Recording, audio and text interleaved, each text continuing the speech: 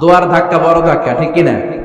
প্রায় শুনবেন ক্যান্সার হয়েছে, ডাক্তার বলে দিছে বাঁচবে 2 মাস। কয় মাস?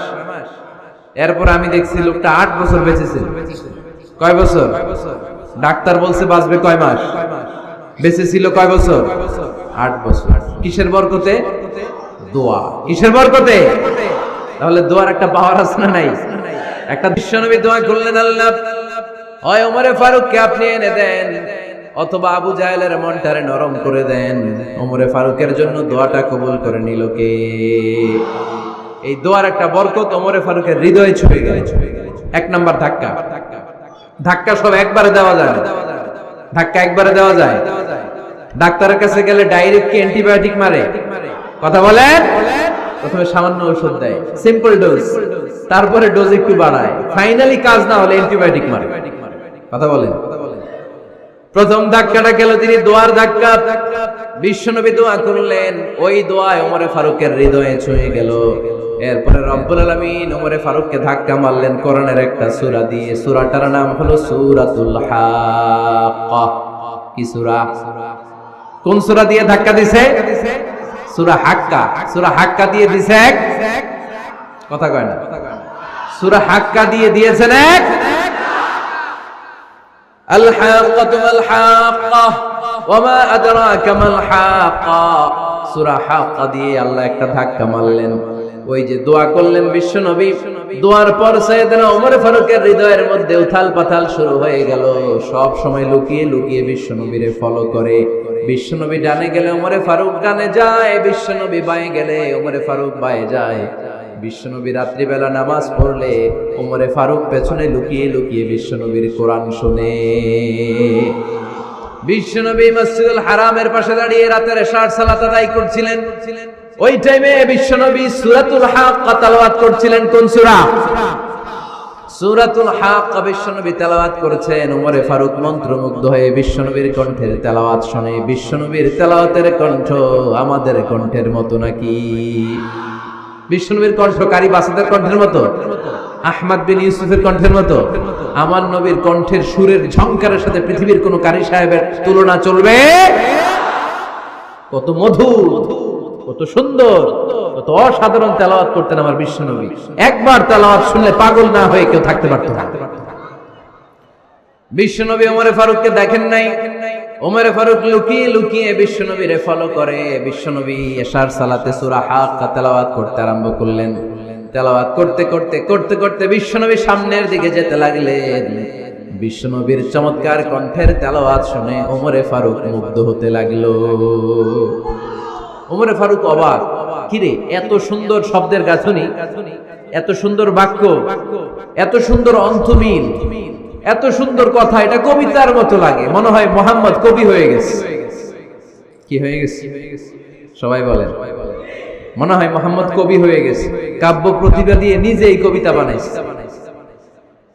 ওমরে ফারুক যখন মনে মনে ভাবলেন এগুলো মনে হয় মুহাম্মদ কবিতা পড়ে, মুহাম্মদ মনে হয় কবি হয়ে গিয়েছে। ইন দা মিন টাইম বিশ্বনবী তেলাওয়াত করছিলেন সূরা হাক্কা থেকে, ওয়ামা হুয়া বিকাউলি শাইরিন কলিলাম মা তুমিনুন। এই আয়াতের অর্থ হলো এটা কোনো কবির বানানো কবিতা নয়, তোমরা অল্প সংখ্যক লোকই এই কোরআনের উপরে ঈমান আনো। সুবহানাল্লাহ পড়ে। বিশ্বনবী ওমরে ফারুককে দেখছে নাকি? কথা কয় না।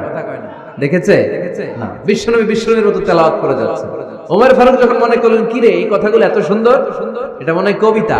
ইন দ্য মিন টাইম বিশ্বনবী যে আয়াতটা তেলাওয়াত করছিলেন, কোইন্সিডেন্টলি দৈবাত মিলে গিয়েছে। ওই আয়াতের অর্থ ছিল এটা কোনো কবির বানানো কবিতা না, খুব অল্প সংখ্যকই তোমরা ঈমান আনো। এবার তো ওমর ফারুক আটকে ওঠেন। ঘটনা কি? আমি মনে মনে ভাবলাম মুহাম্মদ কবি, আর যেটা পড়তেছে এটা কবিতা, কিন্তু মুহাম্মদ আমার দেখেও নাই, কিন্তু বলতেছে এটা কবির বানানো কবিতা না। তাহলে মুহাম্মদ মনে হয় গণক হয়ে গেছে। কার মনে কি চলে না দেখেই বলতে পারে। নাউজুবিল্লাহ পড়বেন না? ওমর ফারুক এবার মনে মনে ভাবে মুহাম্মদ তাহলে কবি না, আগেরটা ভুল ধারণা আমি করেছি। মুহাম্মদ কবি নয়, মুহাম্মদ হলো গণক। আওয়াজ করে পড়েন না আউযু বিল্লাহ। মুহাম্মদ মানুষের মনে কি চলে গণনা করে সব টের পেয়ে যায়, সব বুঝতে পারে। বিশ্বনবী তখন যে আয়াতটা তেলাওয়াত করছিলেন সেটা হলো ওয়ালা বিকাউলি কাহিনিন কলিলাম মা তাযাক্কারুন। বিশ্বনবী তখন যে আয়াতটা তেলাওয়াত করছিলেন এই আয়াতের অর্থ হলো এটা কোনো গণকের বানানো কথা নয়, খুব অল্প সংখ্যক লোকই তোমরা উপদেশ গ্রহণ করো। বিশ্বনবী ওমর ফারুককে দেখে? কথা কয় না, দেখে না, কিন্তু মিলে যাচ্ছে। ওই আয়াতের পরের আয়াতটা ছিল এটা গণকের বানানো কোনো গণনা নয়, খুব অল্প সংখ্যকই তোমরা ঈমান আনো। এবার তো ওমর ফারুক বেহুশ। হায় হায়, প্রথমে ভাবলাম কবিতা, সে পড়ে যাচ্ছে না কবির বানানো কবিতা না। এরপর মনে মনে ভাবলাম মনে হয় গণক, সে বলে না এটা গণকের বানানো গণনা নয়। তাহলে এটা কি? এটা কি? কি এটা? কি পড়ে মুহাম্মদ, যার কণ্ঠের তেলাওয়াত শুনলে মানুষ পাগল হয়ে যায়। বিশ্বনবী তখন পড়তে আরম্ভ করলেন তানজিলুম মির রাব্বিল আলামিন। এর মানে হলো এটা কবিতা না, এটা গণকের বানানো গণনা না, মানুষের বানানো কিচ্ছু না, এটা গোটা বিশ্বের রব আল্লাহ পাকের বাণী। সুবহানাল্লাহ পড়ে। এই 2 নাম্বার ডোজ করলো। প্রথম ডোজ পড়ছে দোয়ার ডোজ। প্রথম ডোজ কিসের? দোয়ার। 2 নাম্বার সূরা হাক্কা দিয়ে আল্লাহ দিলেন এক ধাক্কা। এই সূরা হাক্কার ওই ঘটনার পর ওমর ফারুক তো পাগল, পাগল পড়া। কি ঘটে গেল আমার সাথে ওই দিন? আমি মনে মনে যা ভাবি সব মোহাম্মদ বুঝে। আল্লাহ 2 নাম্বার ডোজ দিলেন সূরা হাক্কা দিয়ে এক ধাক্কা। সুবহানাল্লাহ পড়েন। এরপরে ওমর ফারুক প্রায় বিশ্বনবীর কথা ভাবেন, বিশ্বনবী কোথায় যান লুকিয়ে লুকিয়ে দেখেন। এবার রব্বুল আলামিন ভাবলেন এবার সূরা তাহা দিয়ে আমি 3 নাম্বার ডোজ দিয়ে দিব। পড়েন সুবহানাল্লাহ। এবার 3 নাম্বার ডোজ পাবেন, কিন্তু শয়তান ওয়াসওয়াসা দিচ্ছে, ওমর ফারুক যাও, মক্কায় ঘোষণা হয়েছে মুহাম্মদের কল্লা এনে দিতে পারলে এত এত স্বর্ণ মুদ্রা। শয়তানের ওয়াসওয়াসায় আবার ভুল পথে হাঁটতে লাগলেন সাইয়েদনা ওমর। নাঙ্গা তরবার নিয়ে বিশ্বনবীর মাথা কাটার জন্য বের হয়ে গেলেন। বনু জাহারা গোত্রের একটা লোক বলে ওমর তুমি কোথায় যাও? ওমরে ফারুক বলেন মুহাম্মাদের কল্লা কাটার জন্য যাচ্ছি। পড়েন নাউজুবিল্লাহ। আবু জাহারা গোত্রের লোক বলে তুমি মুহাম্মাদের কল্লা কাটতে যাও? আরে তোমার বোন ফাতিমা বিনতে খাত্তাব আর তোমার বোনের জামাই সাঈদ, এরা তো দুজন কালিমা পড়ে মুসলমান হয়ে গেছে। আরে মুহাম্মাদের কল্লা পরে কেটো, আগে ঘর সামলাও। যে ওমর আগে ঘর সামলাও, পরে তুমি মুহাম্মাদের কল্লা কাটতে যাও।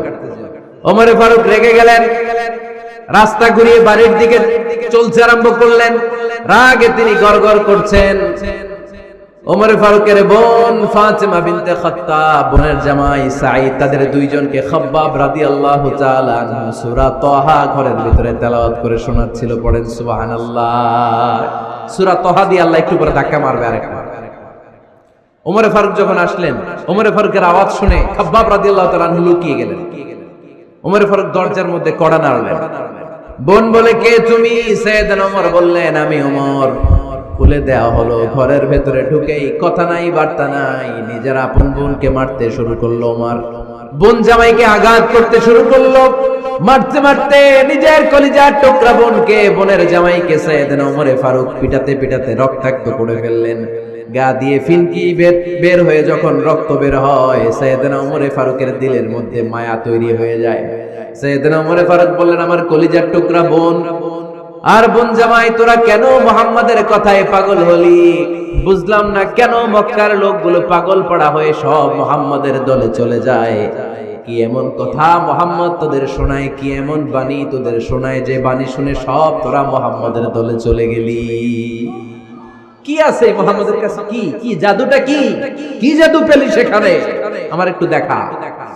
বোন ফাতেমা বলে না ভাই, ইন্নাকা রিজিস, তুমি নাপাক, লা ইয়ামাসসুহু ইল্লাল মুতাহহারুন, পাক পবিত্র না হয়ে আল্লাহর এই কালামে স্পর্শ করা যায় নাকি?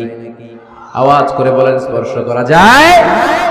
ভাই তুমি গোসল করে আসো, তাহলে তোমার হাতে তুলে দিব, তুমি পড়লেই বুঝতে পারবা কি আছে আল্লাহর এই কোরআনে।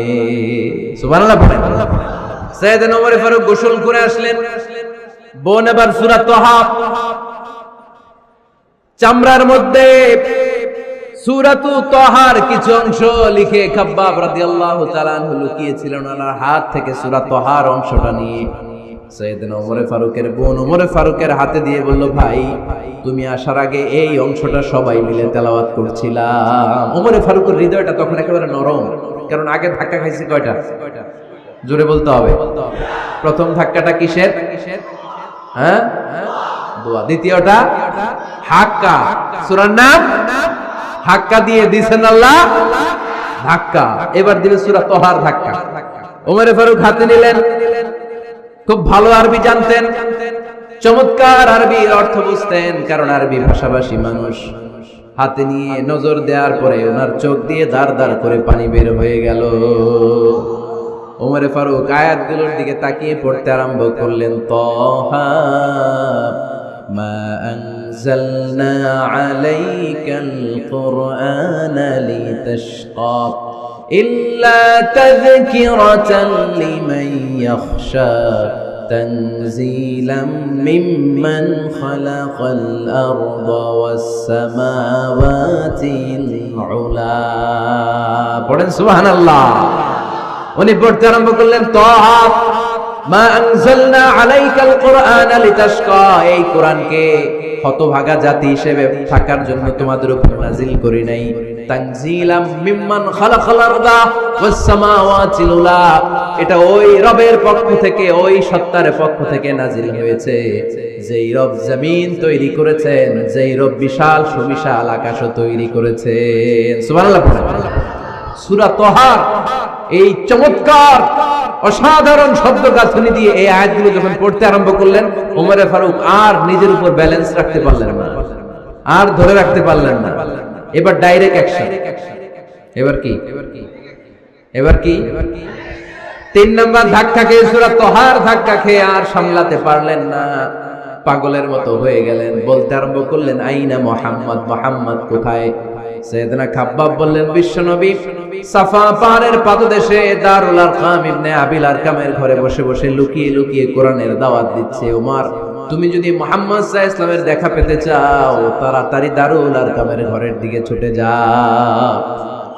ওমর ফারুক তলোয়ার নিয়ে ছুটলেন, পাগলের মতো ছুটলেন, আর ধৈর্য ধারণ করতে পারেন না। বিশ্বনবীর নূরানি চেহারাটা একবার দেখার জন্য পাগলের মতো ছুটতে আরম্ভ করলেন। ওমর ফারুককে দারুল আরকামের কাছে আসতে দেখে বিশ্বনবীর চাচা হামজা ইবনে আব্দুল মুত্তালিব এসে বলে, নবী তাড়াতাড়ি দারুল আরকামের ঘর থেকে আপনি পালিয়ে অন্য কোথাও চলে যান। ওই যে ওমর ইবনে খাত্তাব নাঙ্গা তলোয়ার নিয়ে আপনার উপর আক্রমণ করার জন্য ছুটে আসছে গো নবী।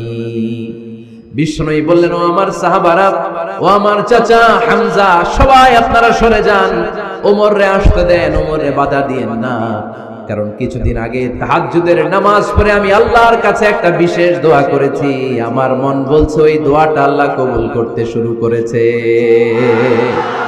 ওমর ফারুক চলে আসলেন, এসে কোনো কথা নাই, চিৎকার দিয়ে বললেন, আশহাদু আল্লা ইলাহা ইল্লাল্লাহ ওয়া আশহাদু আন্না মুহাম্মাদান আবদুহু ওয়া রাসূলুহু, আমি সাক্ষ্য দিলাম আল্লাহ এক, অদ্বিতীয়, আল্লাহ ছাড়া কোনো ইলাহা নাই, নিশ্চয় আপনি মুহাম্মদ আল্লাহর বান্দা এবং রাসূল।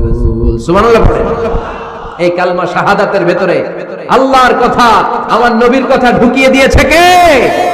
ঝিনুকের ভেতর লুকিয়ে থাকে যেমন মতি, ঝিনুকের ভেতর লুকিয়ে থাকে যেমন মতি, কালমা শাহাদাতে আছে আল্লাহর জ্যোতি, কালমা শাহাদাতে আছে আল্লাহর জ্যোতি। পড়েন, ঝিনুকের ভেতর লুকিয়ে থাকে যেমন মতি, ঝিনুকের ভেতর লুকিয়ে থাকে যেমন মতি, কালমা শাহাদাতে আছে আল্লাহর জ্যোতি, কালমা শাহাদাতে আছে আল্লাহর জ্যোতি। পড়েন আল্লাহু আকবার। ওই শাহাদাতের জ্যোতি সাইয়েদনা ওমর ফারুকের হৃদয়টারে উজালা করে দিল। দুনিয়ার সব ভয়কে পেছনে ফেলে এক আল্লাহর ভয়কে অন্তরে ধারণ করে আওয়াজ করে বললেন, আশহাদু আল্লা ইলাহা ইল্লাল্লাহু ওয়াহদাহু লা শারীকা লাহু ওয়া আশহাদু আন্না মুহাম্মাদান আবদুহু ওয়া রাসূলুহু। পড়েন সুবহানাল্লাহ। 3টা ধাক্কা। কয়টা? সবাই বলতে হবে কয়টা? প্রথম ধাক্কাটা দোয়া, দ্বিতীয় ধাক্কা হাক্কা, তৃতীয় ধাক্কা সূরা তাহা, 3টা ধাক্কার মাধ্যমে সাইয়েদনা ওমর ফারুককে মুসলমানদের লিডার বানায় দিল কে? ওমর ফারুক কালিমা পড়ে মুসলমান হয়ে গেছে। নও মুসলিম সাহাবাদের মধ্যে আনন্দের বন্যা বয়ে গেল। বিশ্বনবী খুশি হয়ে গেলেন, আল্লাহ শুকরিয়া করলেন, আল্লাহ তুমি আমার দোয়া ফিরিয়ে দাও নাই। আমি বলেছি দুজনের একজনকে চাই, তুমি ওমরে ফারুককে দান করেছো, বলেন আলহামদুলিল্লাহ। এবার ওমরে ফারুক বিশ্বনবীর প্রশ্ন করলেন, নবী আলাসনা আলাল হক, আমি প্রশ্ন করি উত্তর দেন, আমরা কি সত্যের উপর নাই? বিশ্বনবী বললেন, বালা ওমর, আমরা এই সত্যের উপরে আছি। আমাদের কোরআন কি সত্য নয়? বিশ্বনবী বললেন, কোরআনও সত্য। আমাদের রব আল্লাহ কি সত্য নন? বিশ্বনবী বললেন, সত্য। ওমরে ফারুক বললেন, তাহলে ফিমাল ইখতিফা, তাহলে লুকিয়ে লুকিয়ে আর গোপনে দাওয়াতি কাজ কেন? আপনি সত্য নবী, কোরআন সত্য কিতাব, আমার রব আল্লাহ সত্য, আর আমি ওমর কালিমা পড়ে মুসলমান হয়ে গিয়েছি, তাহলে ফিমাল ইখতিফা, আর লুকিয়ে লুকিয়ে কোরআনের দাওয়াত দিবেন কেন? বের হন, মক্কার শহরের মাঝখানে চলে আসেন, চিৎকার করে আমরা আল্লাহর নামের ঘোষণা দেব। বিশ্বনবী বললেন, না ওমর,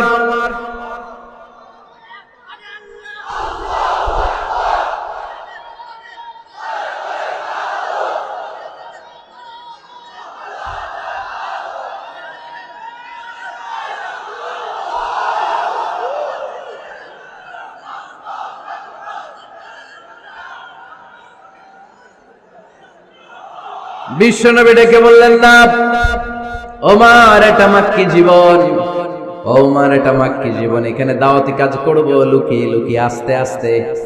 আল্লাহ যখন আমাদেরকে বিজয়ী করে দিবেন, তখন আমরা প্রকাশ্যে দাওয়াত দিলে কোনো সমস্যা নাই। সাইয়েদনা ওমর ফারুক বলেন, না ও নবী, আমার উপর ছেড়ে দেন, আমি দেখবো আপনি আমারে শুধু মক্কার জমিনে একটা মিছিল দেওয়ার অনুমতি দেন। কিসের অনুমতি? আল্লাহর নামের তাকবীর দেওয়ার অনুমতি দেন। বিশ্বনবী বললেন, ঠিক আছে, সাবধানে তাকবীর দিও। ওমরে ফারুক তাকবীর দেওয়ার জন্য লোক খুঁজতে আরম্ভ করলেন। নও মুসলিম 11 জন সাহাবাকে খুঁজে পেলেন। কয়জন? ওমরে ফারুক বললেন, 11 জনই চলবে। 11 জনকে 2 লাইন করলেন। কয় লাইন? পিছনে 6 জন, সামনে 5 জন। পিছনের লাইনের নেতা বানিয়ে দিলেন বিশ্বনবীর চাচা হামজা ইবনে আব্দুল মুত্তালিবকে। প্রথম লাইনের 5 জনের নেতৃত্ব দিতে আরম্ভ করলেন সাইয়েদনা ওমরে ফারুক নিজেই। 2 লাইন তাকবীর দিতে জানলে বেশি মানুষ লাগে না, 10 জন দিয়ে গোটা বিশ্বটারে কাঁপিয়ে দেয়া যায়। 11 জন 6 আর 5। ওমর ফারুক সামনে দাঁড়ালেন। ওমরে ফারুক সামনে দাঁড়িয়ে এবার আল্লাহর নামের স্লোগান দিবেন। ওমরে ফারুক বললেন, আমরা খুব লম্বা চূড়া স্লোগান দিব না, খুব ছোট্ট। দারুল আরকামের ঘর থেকে কাবা ঘর পর্যন্ত, বাইতুল্লাহ পর্যন্ত, এতটুকু জায়গা আমরা তাকবীর দিতে দিতে সামনের দিকে এগোবো। পৃথিবীর কোনো শক্তি আমাদেরকে থামায় দিতে পারবে না। ওমরে ফারুক তখন এক বাক্যের একটা ভাষণ দিলেন। কয় বাক্যের? ওমরে ফারুক সামনে দাঁড়িয়ে বললেন, মান আরাদা আন তাসকুলা উম্মুহ ইয়া জামা ওয়ালাদু তারমিলা যাওজাতুহু ফালিয়াসুদ্দানি। কে আছো? মান আরাদা আন তাসকুলা উম্মুহ, কে আছো মায়ের বুক খালি করতে চাও? ইয়া জামা ওয়ালাদু, কে আছো বাচ্চাগুলারে, সন্তানগুলারে ইতিম বানাতে চাও? তারমিলা যাওজাতুহু, কার এত বড় বুকের পাটা আছে দেখি, কে আছো স্ত্রীকে বিধবা বানাতে চাও? বুকের পাটা থাকলে আমি ওমরে থামাও, যদি সাহস থাকে আমি ওমরের মিছিল থামাও। ওমরে ফারুক শুরু করলেন, আল্লাহু আকবার, আল্লাহু আকবার, আল্লাহু আকবার। স্লোগান দিতে দিতে সাইয়েদনা ওমরে ফারুক কাবার গিলাফ যে স্পর্শ করলেন, ওমরে ফারুকের এই স্লোগান কেউ থামাতে পারে নাই। কিয়ামত পর্যন্ত এই আল্লাহর নামের স্লোগান কেউ থামাতে পারবে না। চিল্লায় বলো ঠিক কিনা?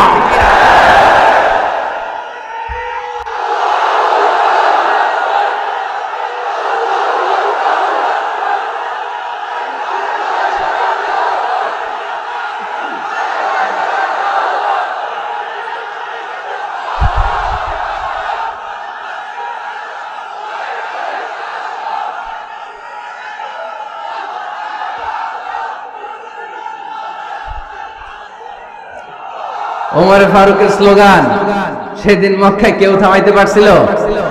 আওয়াজ করে বলতে পারছিল? এখনো আল্লাহর নামের স্লোগান কেউ থামাই দিতে পারবে? কিয়ামত পর্যন্ত আমার রবের স্লোগান কেউ থামাতে পারবে? পারবে না। ওমরে ফারুক স্লোগান দিলেন, আবু জাহেল, উতবা, শাইবা, ওয়ালিদ ইবনে মুগীরা আল্লাহু আকবার ধ্বনি শুনে বাইরে আসছে। কিরে এত বড় স্লোগান, আমাদের কাছ থেকে পারমিশন নেয় নাই, অনুমতি নেয় নাই। অনুমতি নেওয়া ছাড়াই স্লোগান শুরু। বের হয়ে দেখে মিছিলের সামনে ওমর। ওমরে ফারুককে দেখে আবু জাহেল দিছে এক দৌড়, উতবা দিছে আরেক দৌড়, শাইবা দিছে বহু দৌড়। সুবহানাল্লাহ পড়বেন না? এজন্য ওমর বেশি লাগে না, ওমর লাগে একজন। চিল্লায় বলতে হবে ওমরে ফারুক লাগে কয়জন? একজন ওমরই গোটা বিশ্বের চেহারা পাল্টে দিতে সক্ষম। চিল্লায় বলেন ঠিক কিনা? গোটা বিশ্বে মুসলমানদের আছে করুণ অবস্থা। আমাদের কোনো সেন্ট্রাল লিডারশিপ নাই। আমাদের মুসলিম দেশগুলোর এক করে রাখবে, ভাইয়ের মতো রাখবে, আমাদের স্বার্থ নিয়ে কথা বলবে, এরকম নেতা আমাদের নাই। ঠিক কিনা? আমরা সেই ওমরে ফারুকের অপেক্ষায়, আমরা সেই ইমাম আল মাহাদির অপেক্ষায়, যার একটা হুঙ্কারে আর আহ্বানে গোটা বিশ্বের সব মুসলমান এক প্ল্যাটফর্মে চলে আসবে। ওইরকম নেতা একজন লাগবে। কয়জন? গোটা মুসলিম উম্মাহকে একত্রিত করার জন্য একজন ওমরে যথেষ্ট। ঠিক কিনা? আবার বিশ্বনবী বলছেন লা নাবিয়্যা বা'দি ওয়ালা রাসূলা, আমার পরে কোনো নবী নাই, আমার পরে কোনো রাসূল নাই। তবে লাউ কানা বা'দি নাবিয়্যুন লাকানা উমর, আমি নবীর পরে যদি নবী হওয়ার যোগ্যতা কারো থাকে, আমার ওমরের মধ্যে সেই যোগ্যতা আল্লাহ দিয়েছে। প্রভু তুমি বলেছো রাসূল দেবে না, বলনি দেবে না ওমর, বলনি দেবে না হামজা তারিক, খালিদ বিজয় সমর। প্রভু তুমি বলেছো রাসূল দেবে না, বলনি দেবে না ওমর, বলনি দেবে না হামজা তারিক, খালিদ বিজয় সমর। প্রভু তুমি বলেছো রাসূল দেবে না। আল্লাহু আকবার। একটা ওমর দরকার। কয়জন দরকার? কয়জন দরকার? এই পুরা উম্মাহ, মুসলিম উম্মার মধ্যে ওনার পজিশন নাম্বার 3। ওমর ফারুকের পজিশন নাম্বার 1 নাম্বার পজিশন বিশ্বনবী সাল্লাল্লাহু আলাইহি ওয়াসাল্লাম। দ্বিতীয় পজিশন আবু বকর। আর 3 নাম্বার পজিশন সুবহানাল্লাহ পড়বেন না? আশরাতুল মুবাশশিরিনা বিল জান্নাহ, জান্নাতের সুসংবাদ প্রাপ্ত অনেক সাহাবার কথা হাদিসে পাওয়া যায়, কিন্তু এক হাদিসে আল্লাহ রাসূল সাল্লাল্লাহু আলাইহি ওয়াসাল্লাম 10 জন সাহাবীর কথা বলেছেন। ওই 10 জনের ভেতরে সাইয়েদনা ওমর ফারুক আছে না নাই? আবার ওমর ফারুক ছিলেন বিশ্বনবীর শ্বশুর। সাইয়েদনা ওমর ফারুকের কন্যা হাফসা রাদিয়াল্লাহু তাআলা আনহাকে বিশ্বনবী বিয়ে করে ওমর ফারুকের জামাই হয়েছে, আর ওমর ফারুককে বিশ্বনবী শ্বশুর বানিয়েছে। সুবহানাল্লাহ পড়েন। আগে জানতেন এটা? ওমর ফারুক রাদিয়াল্লাহু তাআলা আনহু যে বিশ্বনবীর শ্বশুর ছিল, এটা আজকে প্রথম জানলেন। কে কে দেখি? দেখছেন? অনেকেই জানে না। মাশাআল্লাহ, হাত নামান, আমরা জেনে নিব, জানতে কোনো সমস্যা নাই। বাঁচতে হলে জানতে হবে। বাঁচতে হলে কি করতে হবে? জানতে হবে।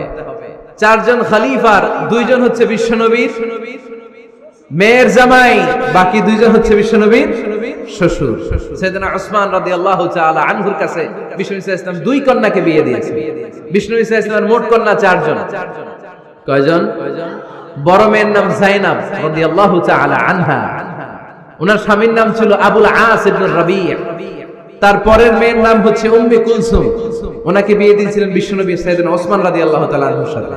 উম্মে কুলসুম রাদিয়াল্লাহু তাআলা আনহার ইন্তেকালের পরে আরেক মেয়ে রুকাইয়াকে বিশ্বনবী সাইয়েদনা ওসমানের কাছে আবার বিয়ে দিয়ে দিলেন। সুবহানাল্লাহ পড়েন। আর সবচেয়ে ছোট্ট কন্যা ফাতেমা রাদিয়াল্লাহু তাআলা আনহাকে বিয়ে দিয়ে দিলেন নিজের চাচাতো ভাই সাইয়েদনা আলী রাদিয়াল্লাহু তাআলা আনহুর সাথে। তার মানে সাইয়েদনা ওসমান আর সাইয়েদনা আলী ছিল বিশ্বনবীর মেয়ের জামাই। ঠিক কিনা? আর সাইয়েদনা আবু বকর রাদিয়াল্লাহু তাআলা আনহুর কন্যা আয়েশা রাদিয়াল্লাহু তাআলা আনহাকে বিশ্বনবী বিয়ে করে আবু বকর রাদিয়াল্লাহু তাআলা আনহুকে বানালেন শ্বশুর। আর ওমর ফারুকের কন্যা হাফসা রাদিয়াল্লাহু তাআলা আনহাকে বিয়ে করে ওমর ফারুককেও বানালেন শ্বশুর। তাহলে 4 খলিফার 2 জন জামাই। 2 জন? আওয়াজ করে বলতে হবে, 4 খলিফার 2 জন, বাকি 2 জন। ওমর ফারুক রাদিয়াল্লাহু তাআলা আনহুকে আল্লাহ তাআলা জ্ঞানও দিয়েছেন, আবার প্রজ্ঞাও দিয়েছেন। জ্ঞান আর আল্লাহর ভয়, তাকওয়া। আমার প্রিয় ভাইরা, রামগঞ্জের ভাইরা, তাই না? রামগঞ্জের ভাইরা, কোন ব্যক্তিকে যদি আল্লাহ তাআলা জ্ঞান দেয়, আবার যদি তাকওয়ার গুণ দেয়, জ্ঞানও আছে, আবার আল্লাহর ভয়ও আছে। এই লোকের কেউ থামায় রাখতে পারবে না। এরা কেউ থামায় রাখতে পারে না। সে গোটা বিশ্ব জয় করছে। সাইয়েদনা ওমর ফারুককে আল্লাহ তাআলা জ্ঞানও দিয়েছেন, আবার তাকওয়াও দিয়েছেন। সুবহানাল্লাহ পড়ে।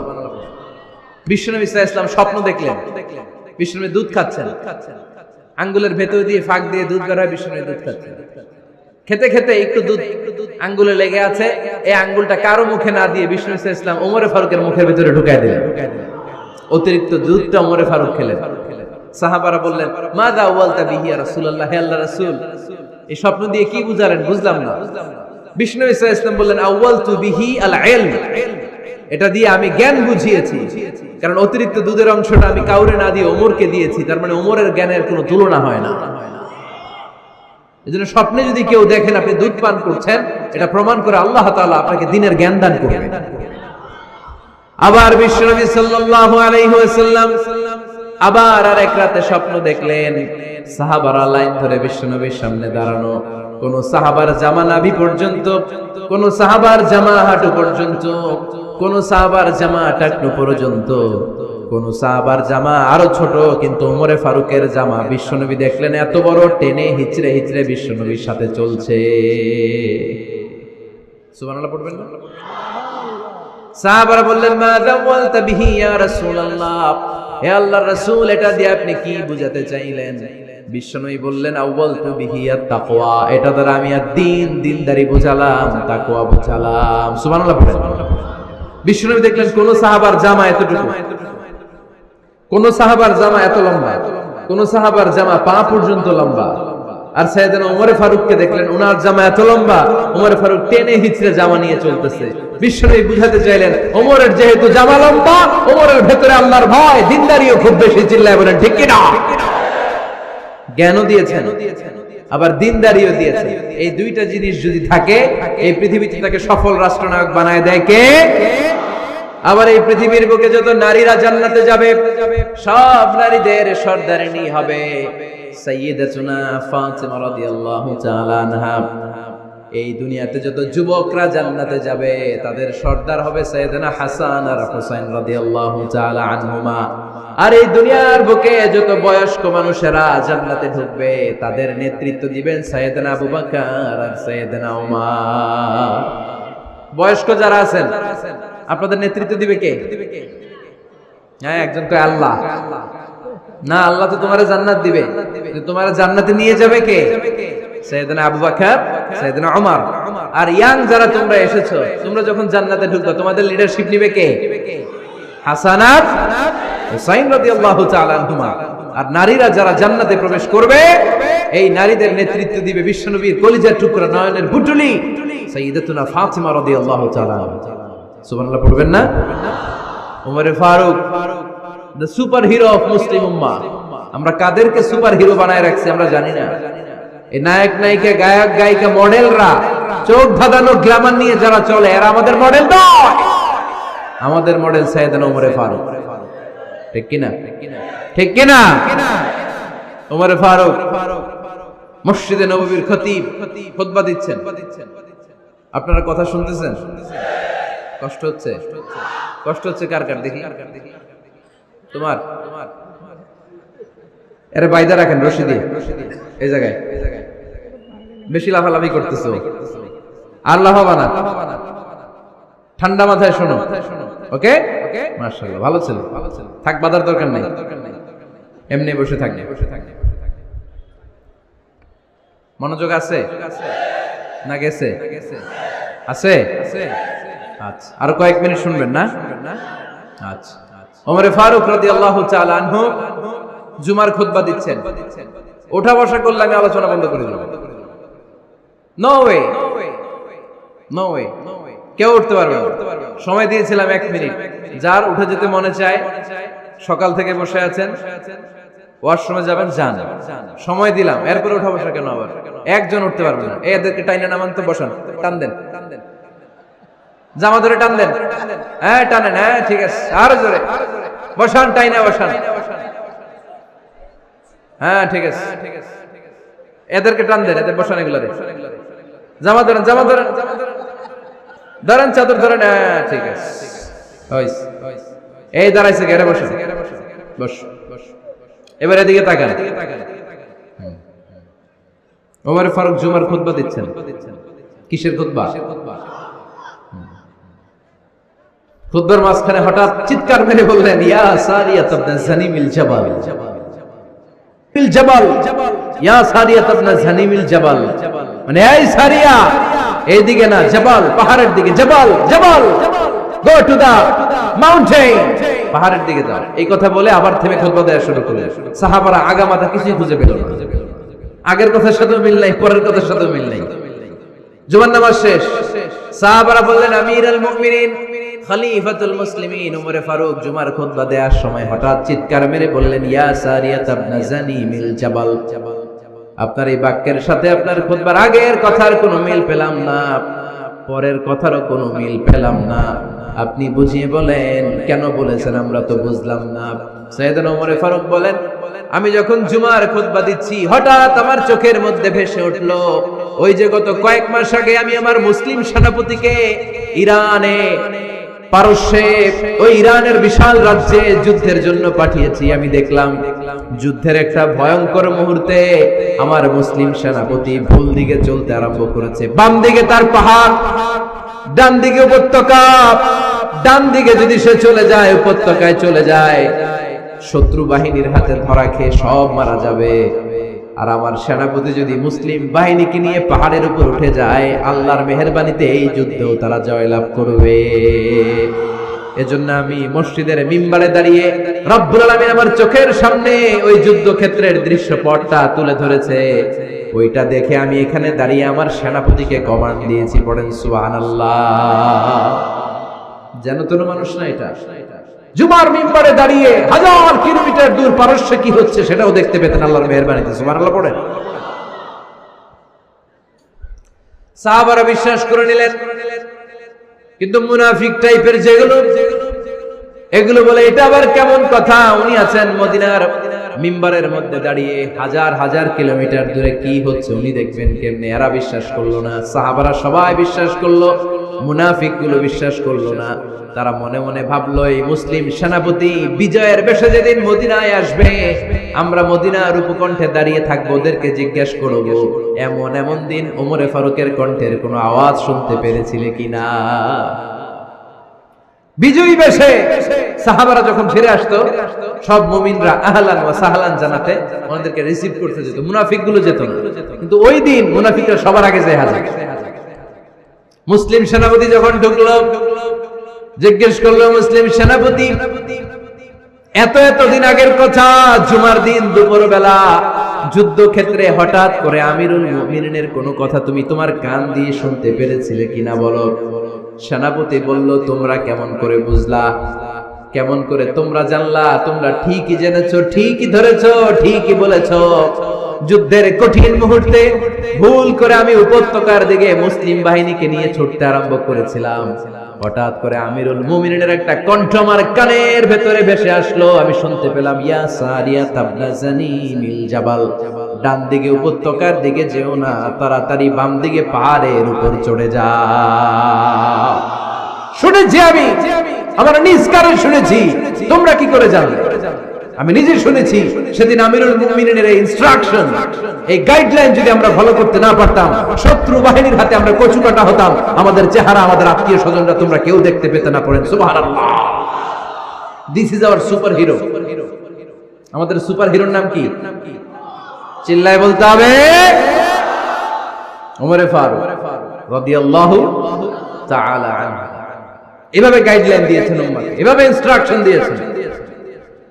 ওমর ফারুকের ব্যাপারে বিশ্বনবী বলেছেন, আশাদ্দুহুম ফি আমরিল্লাহি উমর, আল্লাহর জমিনে আল্লাহর দ্বীন বাস্তবায়নের ক্ষেত্রে আমার ওমরে ফারুকের চাইতে কঠিন কেউ ছিল না। এজন্য ওমরে ফারুককে মুনাফিকরা জমের মতো ভয় পেত। কারা ভয় পেত? এমনকি শয়তানও ভয় পেত। সুবহানাল্লাহ পড়েন। বিশ্বনবী বলতেন, মা লাকিয়াকা শাইতান সালিকান ফাজ্জান ইল্লা সালাকা ফাজ্জান গায়রা ফাজ্জিন। ওমর, তোমার যদি ইবলিস শয়তান এই রাস্তা দিয়ে হেঁটে আসতে দেখে, ইবলিস শয়তান এই রাস্তা রেখে দিয়ে অন্য রাস্তা দিয়ে হাঁটে।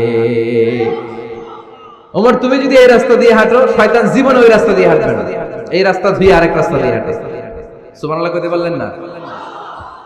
আল্লাহর হাবিব সাল্লাল্লাহু আলাইহি ওয়াসাল্লামের স্ত্রীরা মাঝে মাঝে রাসূল সাল্লাল্লাহু আলাইহি ওয়াসাল্লামের কাছে বায়না ধরতো, নবী আমাদেরকে এইটা দেন, ওইটা দেন, আমাদের ঘরে এইটা নাই, ওইটা নাই। বিশ্বনবীকে আমার কাছে কিচ্ছু নাই, থাকলে এমনি থাকো, নাইলে যাও। কিন্তু বিবিরাও ছাড়ে না, নবী আমাদের এইটা দেন, ওইটা দেন, বায়না ধরছে সব বিবিরা। বিশ্বনবীর স্ত্রী ছিল কয়জন? হ্যাঁ, কয়জন? 11 জন। দাসী 2 জন, সব মিলে 13 জন। 11 স্ত্রী ধরছে, নবী এটা দেন, ওইটা দেন। বিশ্বনবী বলে কিছু নাই, স্ত্রীরাও ছাড়ে না। ইন দ্য মিন টাইম বিশ্বনবী হঠাৎ একটা সালাম শুনতে পেলেন। কে যেন দরজার মধ্যে এসে দাঁড়িয়ে নক দিচ্ছে আর বলছে আসসালামু আলাইকুম ওয়া রাহমাতুল্লাহ। বিশ্বনবী সালামের উত্তর দিলেন ওয়া আলাইকুম আসসালাম ওয়া রাহমাতুল্লাহ। আর বিশ্বনবী বুঝতে পেলেন এটা সাইয়েদনা ওমর ফারুকের কণ্ঠ। কার কণ্ঠ? সালামের উত্তর দিয়ে বিবিদের দিকে তাকায় দেখে একটা বিবিও নাই, সব অন্দরমহলে দৌড়। সুবহানাল্লাহ কইবেন না? এটারে ভয়ের কারণে দৌড় এটা বলে না, শ্রদ্ধার কারণে, তার হাইবাতের কারণে। হাইবাত পার্সোনালিটি, এটাকে বলে হাইবাত ওমর। ওমরে ফারুকের হাইবাত পার্সোনালিটি এত স্ট্রং ছিল, ওনাকে দেখলেই মানুষ ভয় পেত, ইসলামের জন্য ভয়। সুবহানাল্লাহ পড়তে হবে। বিশ্বনবীর কলিজার টুকরা স্ত্রী আম্মা জান আয়েশা রাদিয়াল্লাহু তাআলা আনহা, উনি নিজে ওমরে ফারুককে ভয় পেতেন, নিজেও ভয় পেতেন। মাঝে মাঝে বিশ্বনবীর সাথে ঝগড়া হয়ে গেলে, মধুর ঝগড়া, ভালোবাসার ঝগড়া যদি হয়ে যেত, বিশ্বনবী বলতেন আয়েশা চলো মিটমাট করে ফেলো, ঝগড়া করার কয়দিন থাকো, চলো মিটমাট করি। তো মিটমাট করার জন্য রাজি আছো? আম্মা জান আয়েশা বলতেন হ্যাঁ রাজি আছি।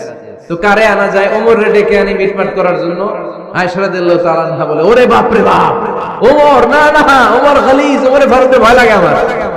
সুবহানাল্লাহ কইবেন না? বিশ্বনবী যখন বলতেন আয়েশা তাহলে তোমার আব্বুকে ডেকে আনি, আম্মা জান আয়েশা বলতেন ঠিক আছে আব্বুরে ডেকে নিয়ে আসেন।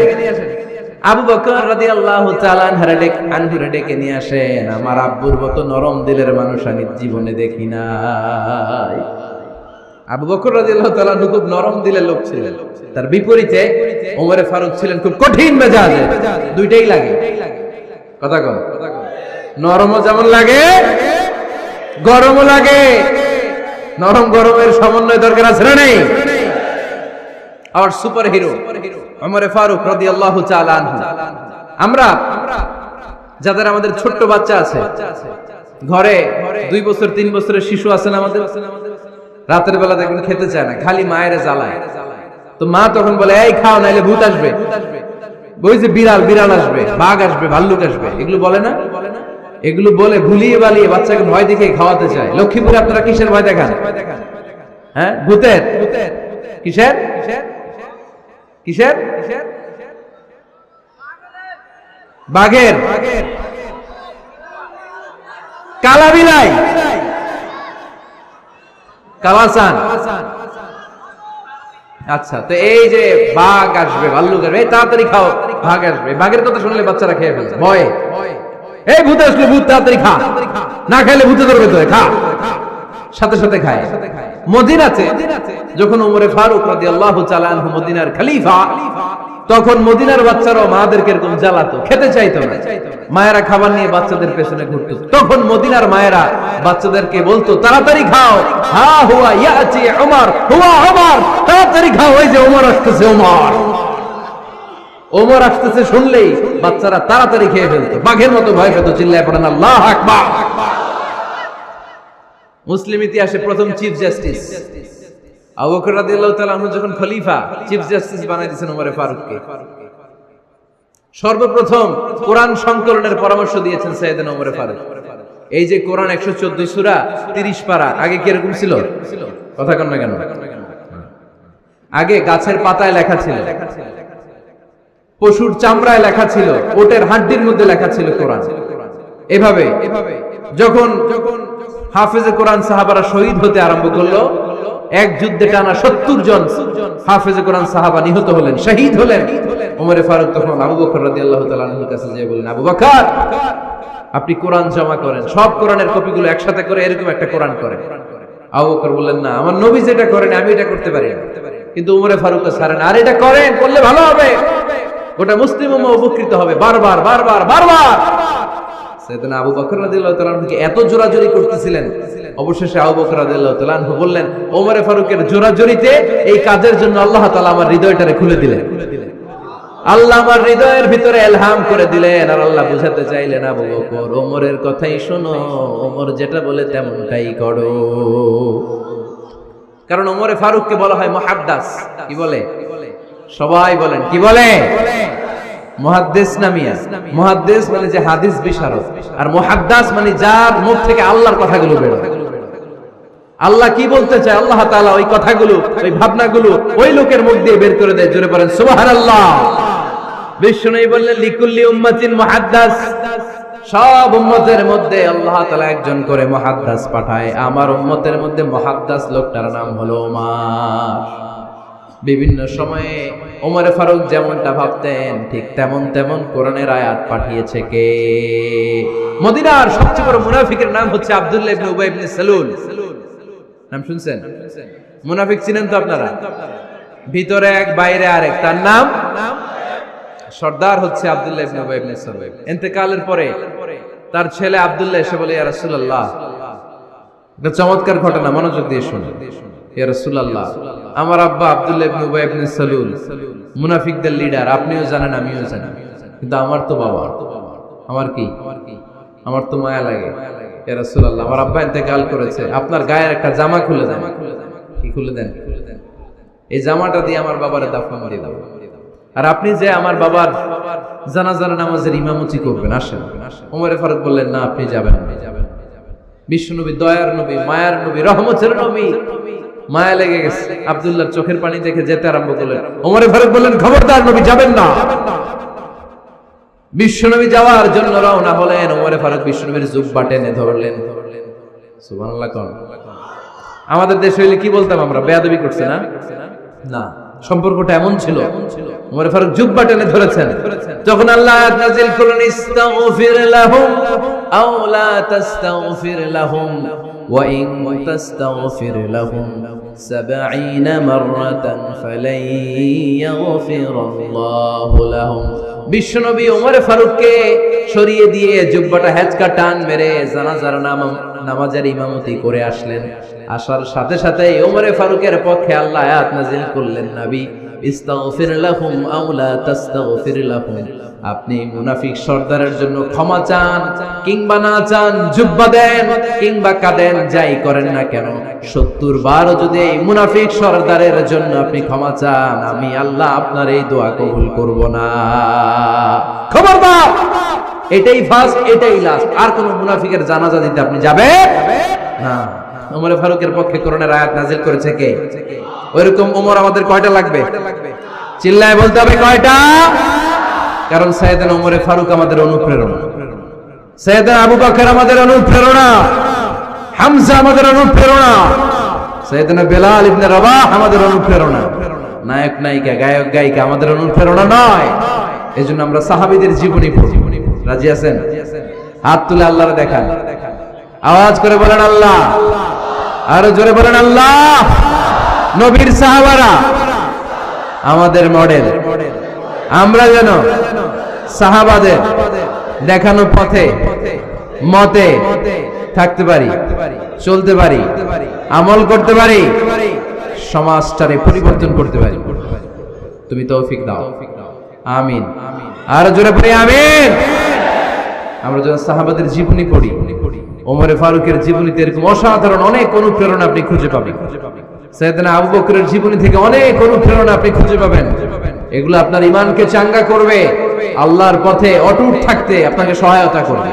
রাজি আছেন তো সবাই? আল্লাহ আমাদের সবাইকে কথাগুলো বুঝা আমল করার তৌফিক দান করুক। আমরা সবাই পড়ি আমিন।